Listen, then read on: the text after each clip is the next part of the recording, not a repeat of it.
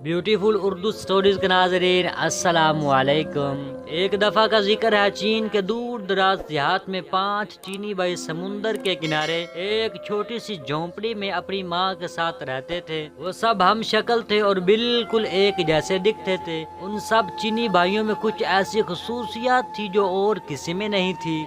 पहला चीनी भाई पूरे समुंदर को निगल सकता था। दूसरे चीनी भाई की गर्दन लोहे की थी। तीसरा चीनी भाई अपनी टांगे बहुत दूर दूर तक फैला सकता था।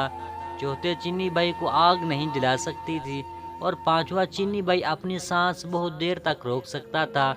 हर सुबह पहला चीनी भाई समुंदर पर मछलियां पकड़ने जाता था और शाम तक जितनी मछलियां पकड़ता उनको बाजार में जाकर बड़ी अच्छी कीमत पर बेच देता।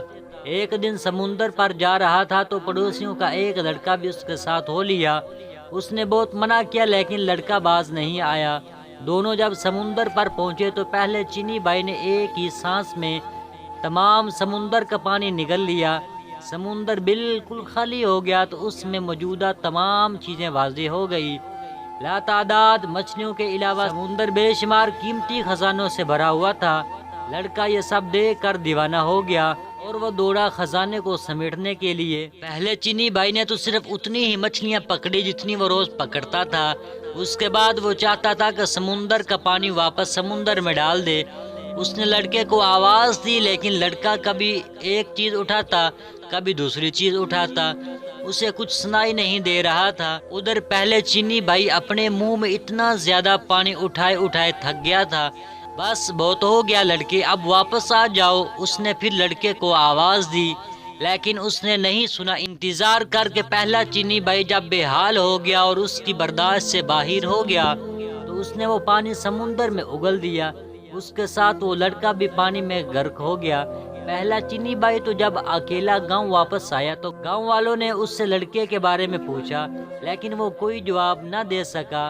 गांव वाले सब समझ गए उसने लड़के को मार दिया है और उन्होंने अदालत में मुकदमा दायर करवा दिया। सिपाही पहले चीनी भाई को पकड़कर अदालत में ले गए और लड़के के कत्ल के जुर्म में उसको सजाए मौत सुना दी गई। लड़के ने कहा, हजूर वाला, क्या मैं आखिरी बार अपनी माँ से मिलने जा सकता हूँ? तो जज ने उससे रियायत दी और कहा, जरूर तुम जा सकते हो। पहला चीनी भाई खुशी खुशी अपने घर गया और अपनी माँ से मिला लेकिन वो वापस नहीं आया बल्कि उसकी जगह दूसरा चीनी भाई जेल में पहुँच गया जिसकी लोहे की गर्दन थी। चौक पर तमाम गांव के लोग इकट्ठे हो चुके थे। जलाद हाथ में तलवार लिए मुजरम की गर्दन उड़ा देने के लिए तैयार खड़ा था। सिपाही मुजरम को पकड़ कर लाए और उसकी गर्दन शिकंजे पर रख दी। जलाद आगे बढ़ा और पूरी कुव्वत से तलवार मुजरम की गर्दन पर मारी लेकिन दूसरा चीनी भाई मुस्कुराता हुआ उठ खड़ा हुआ। क्योंकि उसकी गर्दन लोहे की थी इसलिए तलवार ने उस पर कुछ असर ना किया। ये देखकर गांव का हर शख्स बहुत परेशान हुआ और उसको मारने के लिए कुछ और तरीका सोचने लगे। फिर जज ने फैसला किया कि इसको समुंदर में डुबो कर मार दिया जाए। अगली सुबह सजा से पहले दूसरा चीनी भाई जज के पास गया। जाबे वाला, सजा से पहले मैं आखिरी बार अपनी माँ से मिल सकता हूँ? हाँ, ये एक राय तुम्हें दी जा सकती है। जज ने इजाजत देते हुए कहा। वो इजाजत मिलते ही खुशी खुशी वो अपने घर की तरफ चला गया लेकिन अगले दिन वो वापस नहीं आया बल्कि उसकी जगह तीसरा चीनी भाई जेल वापस आया जिसकी टांगे लंबी हो जाती। इसकी सजा की तैयारी होने लगी। सारा गांव समुंदर के किनारे जमा हो चुका था। सिपाही उसको कश्ती में बिठा समंदर के दरमियान में पहुंच गए जहां पानी गहरा था और तीसरे चीनी भाई को उठा कर पानी में फेंक दिया।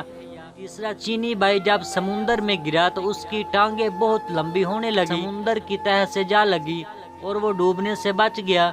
उसका मुस्कुराता हुआ चेहरा देखकर सिपाही और तमाम गांव वाले हैरान और परेशान हो गए। इस बार उन्होंने फैसला किया कि मुजरम को आग में जलाया जाए। अगली सुबह वो जज के पास गया तो उस लड़के ने कहा, हजूर वाला, क्या मैं आखिरी बार अपनी माँ से जाकर मिल सकता हूँ? जज ने कहा, हाँ, क्यों नहीं, तुम्हें ये रियायत दी जा सकती है। इजाजत लेने के बाद वो खुशी खुशी अपने घर की तरफ दौड़ा लेकिन माँ से मिलकर वो वापस नहीं आया बल्कि उसकी जगह चौथा चीनी भाई वापस आया।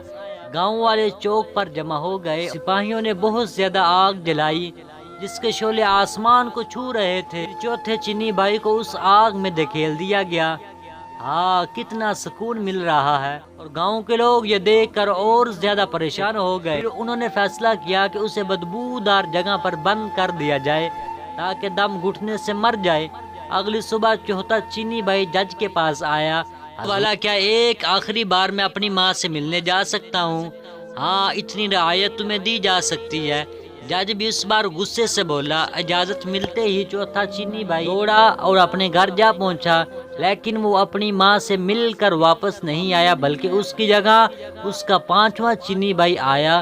سارا گاؤں چوک پر اکٹھا ہو چکا تھا۔ ایک بند کوٹری میں بے شمار بدبودار اور زہریلی جڑی بوٹیاں اکٹھی کر کے جلائی گئی۔ پانچویں چینی بھائی کو اس کوٹری میں پھینک دیا گیا۔ ساری رات تجسس میں گاؤں والے کوٹری کے باہر بیٹھے رہے۔ صبح کو جب سپاہیوں نے اس کی لاش نکالنے کے لیے دروازہ کھولا، پانچواں چینی بھائی مسکراتے ہوئے باہر نکلا، کیونکہ وہ بہت دیر تک اپنا سانس روک سکتا تھا، اس لیے بدبو سے نہیں مرا۔ لوگ یہ دیکھ کر ہکا بکا رہ گئے۔